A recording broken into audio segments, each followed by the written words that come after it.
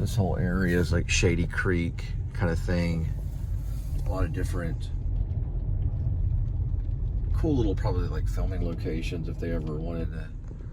I kind of wrote I did write a screenplay a long time ago about this Heartwood, Overton Park kind of area, this park right here, that was kind of a crime thing.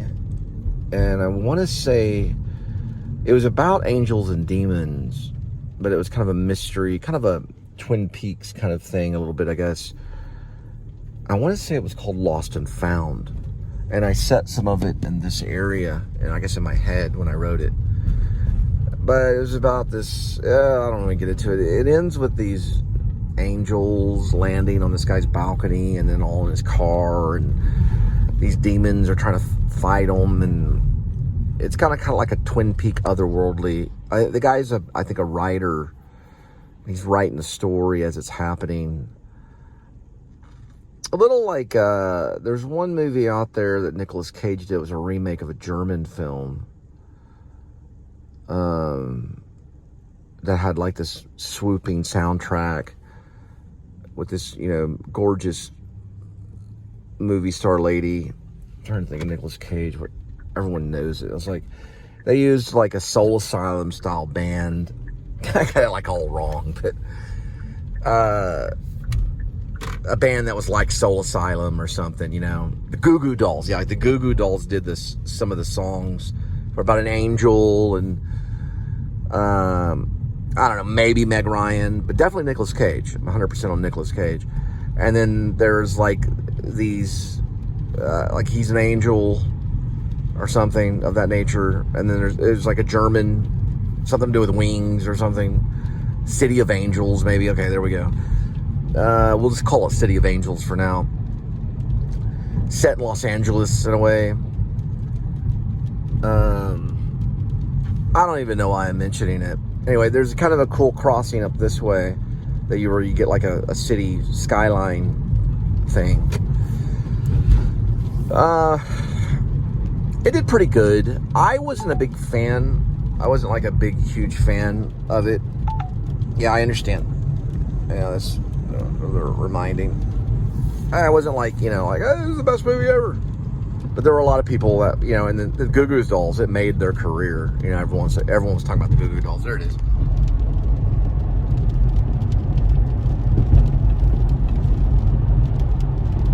Yeah, I wanted to come up with an app where you could do that. You could sit there and talk in the app.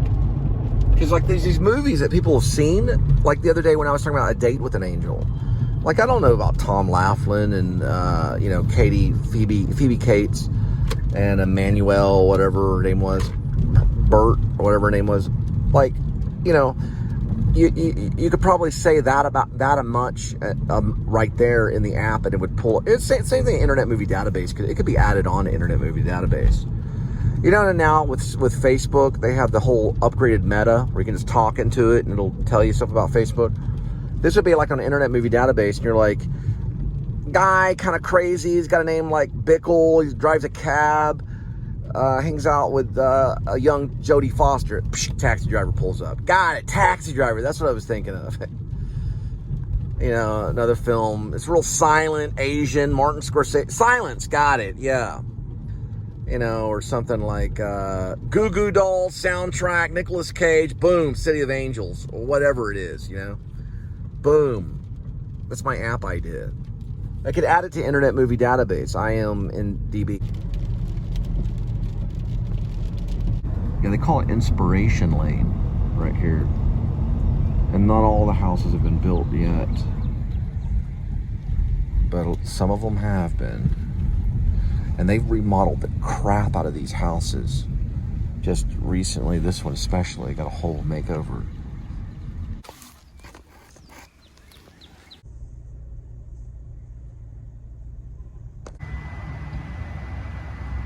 All right, 7:55.7, 2.5. So they call it the magic hour between 7 and sunset. Some call it the golden hour, where it just kind of gets really kind of golden or magic.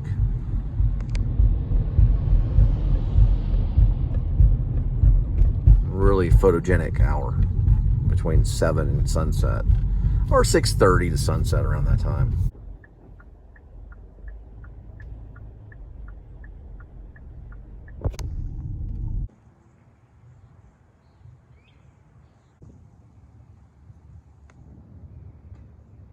All right, 8064 1.4.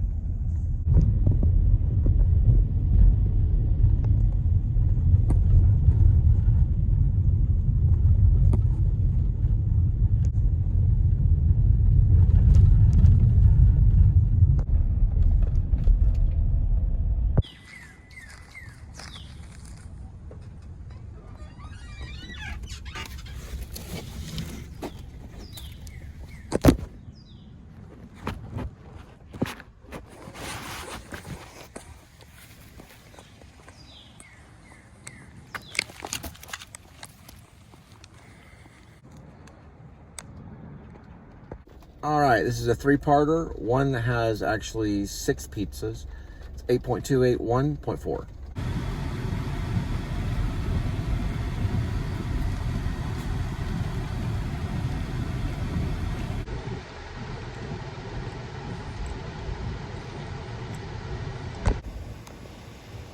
All right, next one's 8462 3.6.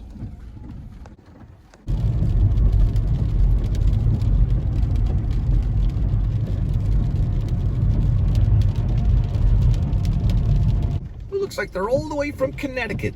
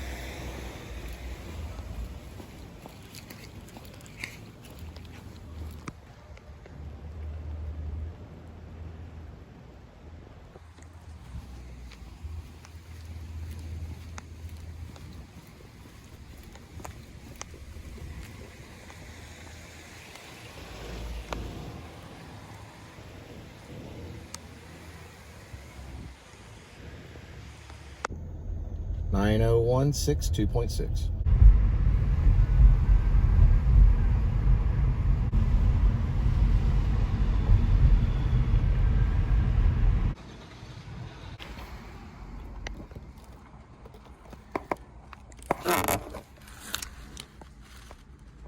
Nine for 17 3.1.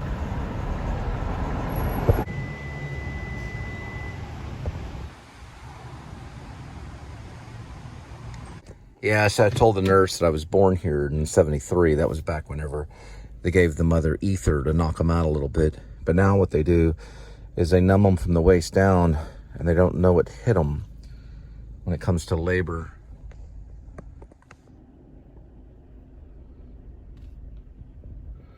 Probably the same relative area. I was probably born not very far, maybe 100 to 200 yards from this very spot. Maybe you're like right here. It depends on the shifting of the hospital. This was in 1973, July, late July, very late July. I think I was a late night baby. I could have been a morning baby. My mom knows. I just can't remember. I don't remember it per se, even though we tried to call it a few times in the actor's studio. No, I'm joking. We didn't do that kind of stuff. They may have. I don't know. They do talk about memory. Supposedly you can remember some of it, but I don't know if you really form long-lasting memories of your own birth. But nowadays they can certainly film it. So they can certainly show you what you look like as you come out. It's a bloody mess. But, you know, you're very present. You aren't when you're born, but you're there, but you don't really know what's going on till way later. And then, of course, usually right when you pop out, after a few moments, you start to cry. You don't remember hardly any of it, though. And then eventually you're told about the weird things that you've done. Now, my kids, myself, well, the kids that I had, I didn't birth them, but I was there. I helped create the whole thing with the help of God. But my wife may remember when my son was born, his eyes opened first, and then he cried. And I said, "Way to go, dude," or something like that. No, I said, "Good job, man. Good job, dude," or "Good job, man." I have it on my S8, Samsung 8. I think I say, "Good job, man." I can't remember. "Good job, dude." Yeah, I probably said "man." "Good job, man." You know, so he could hear my voice. So I was probably one of the first voices he heard outside of the womb. Now, with my daughter, her eyes were closed and her tongue was out. So her tongue just kind of shot out of her mouth, and like a cute little cat. And then her eyes opened, and she's the pretty one. She's the one I think that looks a little like a very young Brooke Shields. And then, of course, Gwendolyn. Now Gwendolyn came out very quick.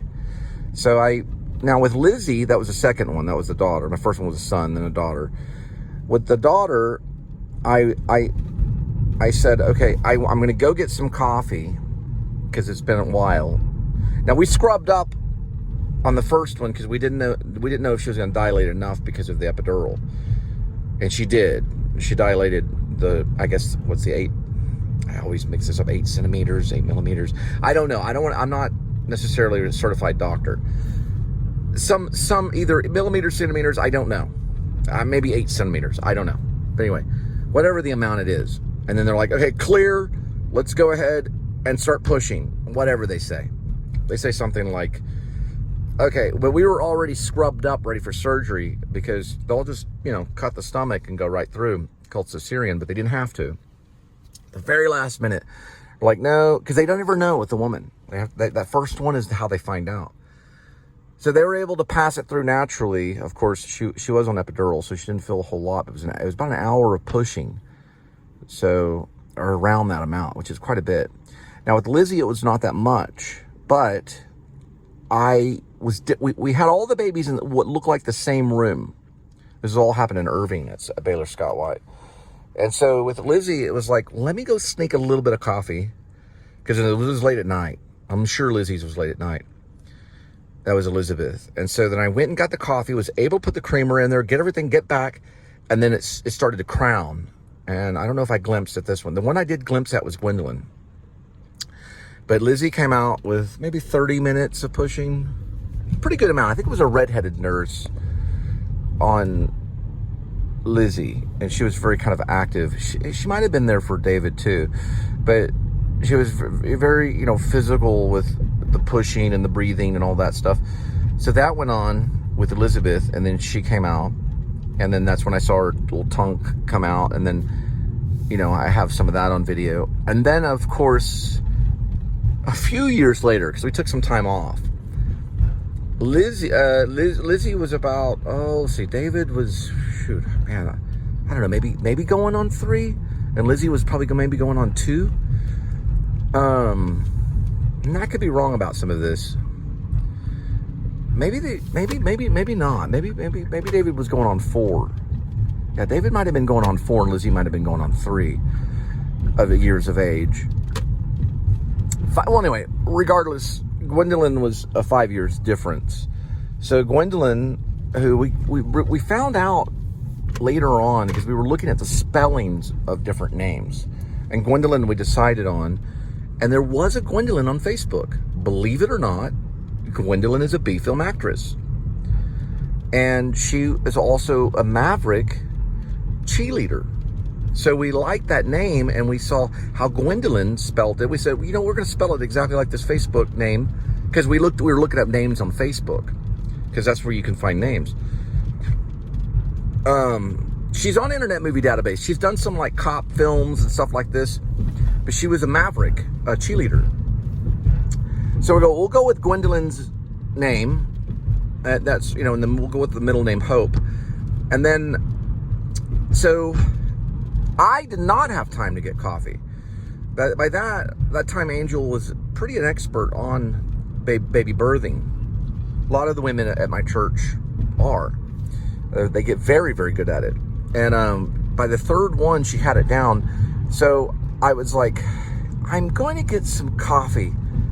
And then it was like, nope, she's coming quick. Boy, Gwendolyn just shot right out.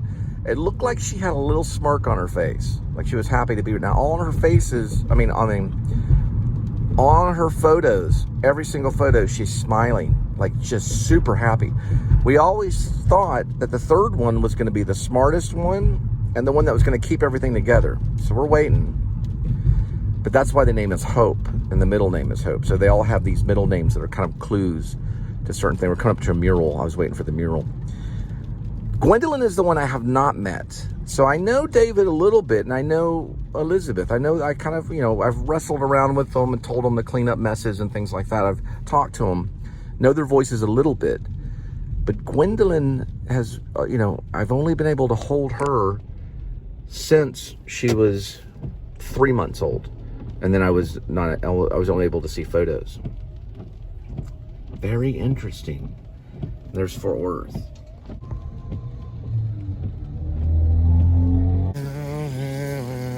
All right, 10-13-7, 3.1. All right, I put back on Richard Lewis, listening to him and David Letterman kind of make jokes. All right, so this movie theater is pretty famous in my life. I've seen a lot of movies, especially in like high school. So the movies, that's right. The movies that I saw here, I saw My Own Private Idaho, Gus Van Sant. I saw the Harvey Keitel, Bad Lieutenant. And the documentary, oh brother, okay, yeah, I know, everyone's like, Bad Lieutenant, oh my God. Yeah, I saw it at the movie theater, let me tell you. And I saw the documentary, my Brother's Keeper, yeah. Which is a pretty tough documentary. And then also, later on, I saw Naked Lunch there. If you know anything about William Burroughs. Oh, great. Let me do this real quick. You didn't see that. There we go. I didn't see it naked, but I did see Naked Lunch with my drama teacher and a friend. Man, that one's a weird one. He's got this guy named, I went to his college. His name was RoboCop. RoboCop. You know who he is. Peter Weller. Yeah, Peter Weller's in it. Yeah, oh my gosh. The saxophone player was supposedly from Fort Worth. I think it's this one.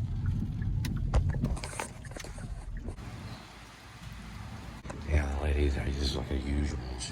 She has had surgery. She's waiting literally by the door, but she has, basically like a date over. I'm not going to get into specifics, but the carpet smells like it's been doused in that carpet cleaner stuff. I mean, it smells like mint, like some kind of mint thing. The whole fight thing.